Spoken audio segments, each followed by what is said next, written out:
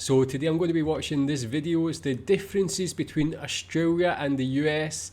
And yeah, I've watched a couple of videos from this girl before and they're always very enjoyable. She's very funny and makes very good observations. So looking forward to seeing more. Tell me what you think about these. Let's watch. Australia and the US are very similar, but they're also very different. After growing up in the US and moving to Australia, I was shocked with how many differences are between the two countries. After living in Australia for almost 2 years now, I've gathered a full list of differences that I'm going to share with you today. Some of these will be a little controversial, so leave a comment down below on your thoughts and what you think about the differences between the two countries. Now let's jump into 10 differences that I've noticed between Australia and the US. Difference number 1. This is about the different cities in Australia and America. Even when you look at the size of the two countries, they're actually quite similar, but they differ a lot in population. In Australia, the population is 26.2 million, but in America, the population is 333.3 million people. Now, these are stats from 2022, but they're quite accurate in showing the size between the two countries. Even the state of California has more people in it than all of Australia. Because of this, Australia is very condensed into its cities, and the rest of Australia, the rural parts, is all just quite empty. And a way that you can really visualize this is looking at light pollution from the two countries. If you look at the US, you can see a ton of light coming out of it, spreading from the East Coast. There's a little bit of gap in the middle, and then like all the way over to the West Coast as well.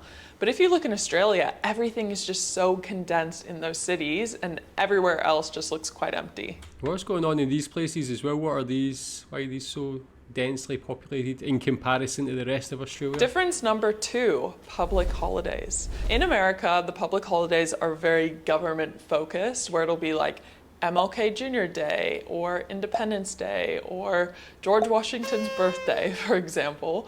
But in Australia, the public holidays are a little bit more sports centered. For example, recently we just had the AFL Grand Final off. We also have the Melbourne Cup coming up, which is a bunch of horse races, and we really get the day off for that, which is crazy. For you Americans watching, that's like having the Super Bowl as a holiday. I recently just filmed a video on my perspective from the AFL Grand Finals, so feel free to watch that if you're curious. You have to train for 2 seasons. You have to like have the balance.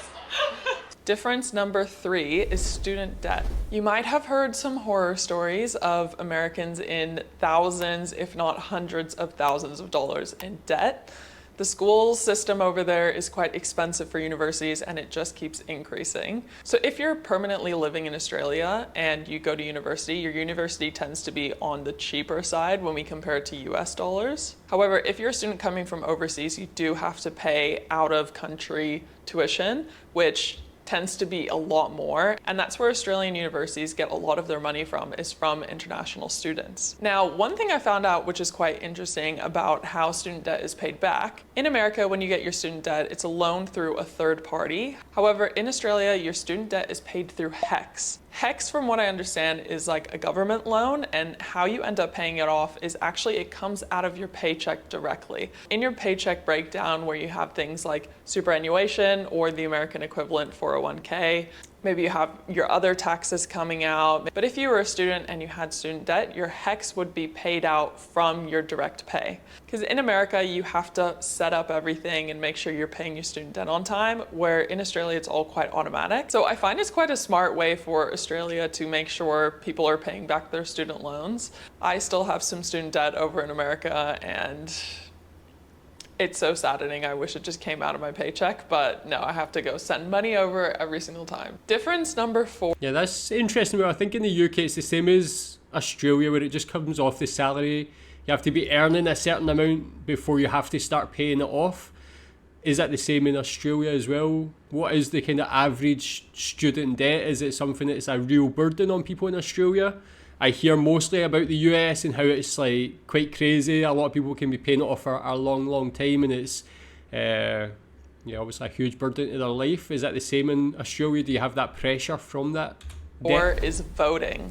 So in America, it's completely up to you if you want to vote or not. In Australia, it really surprised me though, because voting is mandatory.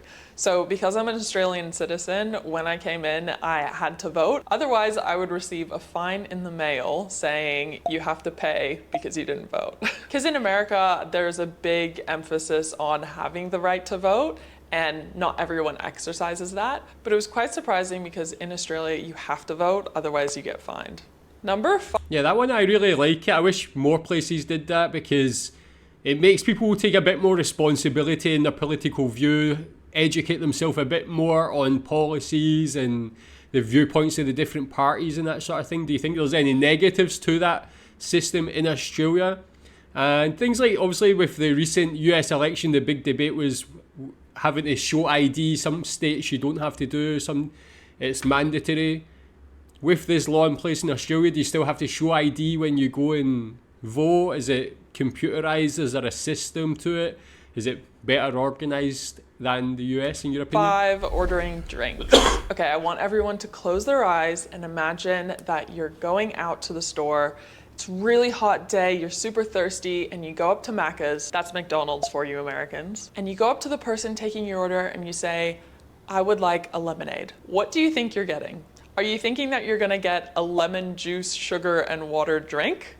Or are you thinking of Sprite? In America, you'd be thinking that you would be getting the former, but in Australia, you'd actually be getting Sprite, and that's what they call lemonade. I was quite surprised because when I ordered a lemonade, I was expecting the lemon juice one, but no, I got Sprite. And I'm sure a lot of Australians do that when they head over to America and they ask for lemonade. Number 6. Yeah, one thing we do in Scotland that only until I left, then I realised how weird it is we call things like that juice. So we call Sprite, Coca-Cola, all those carbonated drinks, we call it juice.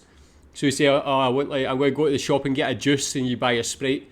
So I did that the first time when I came here. My wife, my partner at the time, just thought I was getting orange juice, thought I was weird. But yeah, like lemonade, I would be what I'd call Sprite as well. Is playing actually. sports in university. In American university, sports is a very big part of the culture. Think about football games or basketball games or attending a track and field event.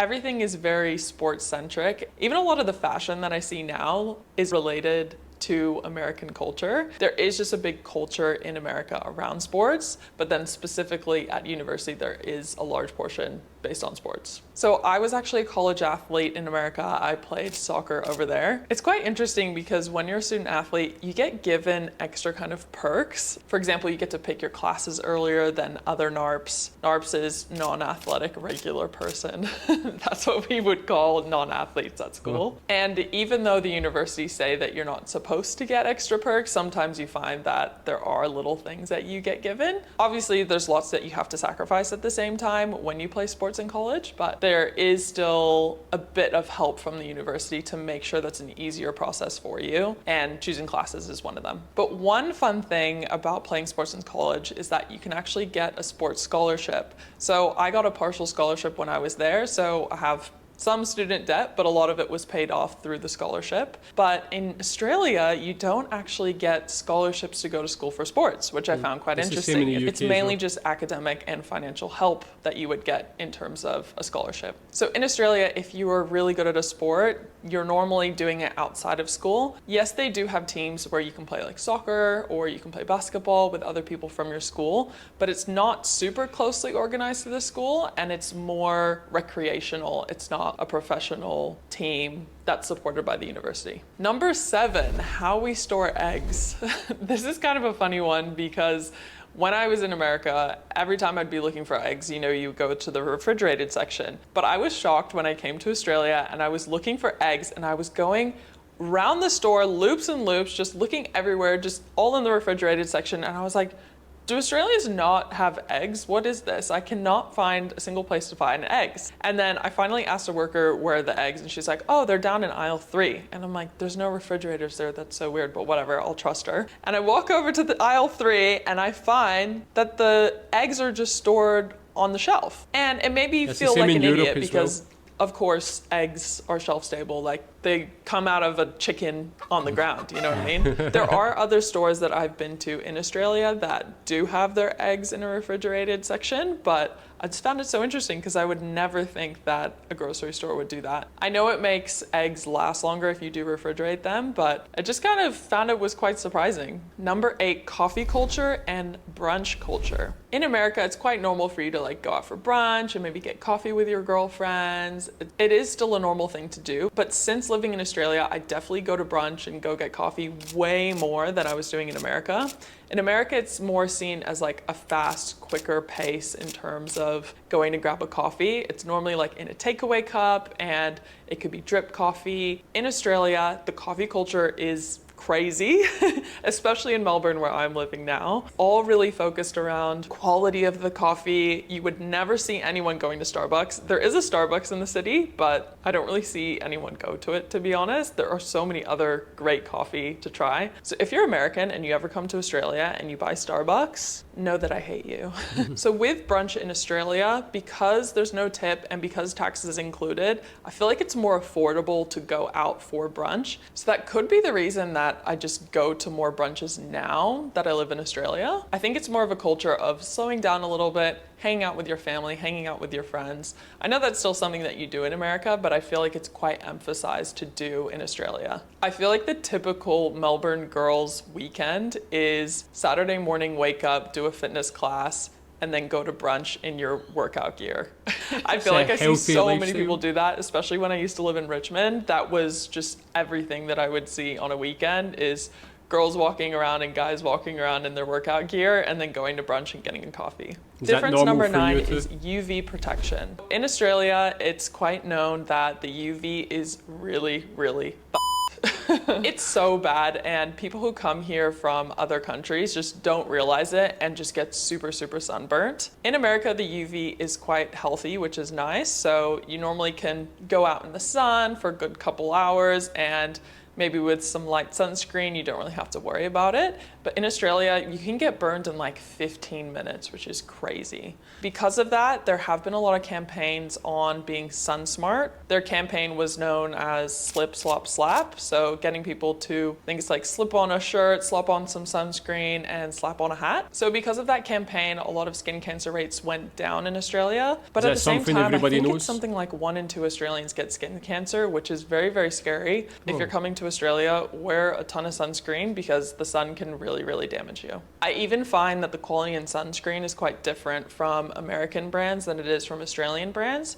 So even if you're coming over to Australia on a trip, buy your sunscreen in Australia because it will just be higher quality and will protect your skin better. If you made it this far in the video, please leave an Australian flag emoji down in the comments so I know that you're a real one. Now we're getting to number 10 of the differences, and that is school holidays. In America, it's quite known that you go on a really long summer break. It's about 3 months long. In Australia, you would call it holidays, but in America, you would call it a vacation. In America, it's all this whole big summer vacation. You go out with your friends, maybe you do like a summer camp. In Australia, however, the holidays are a little bit different. It's almost like every quarter, every like couple months that you would get 2 to 3 weeks off, with a larger one, I think around like Christmas, which is about like a month. Although you don't get like a full summer break of 3 months off, you get more of these like standard longer breaks, so you can plan a lot more holidays rather than going on like one giant one. I'm actually quite curious what you guys think about summer in America or summer in Australia in terms of holidays.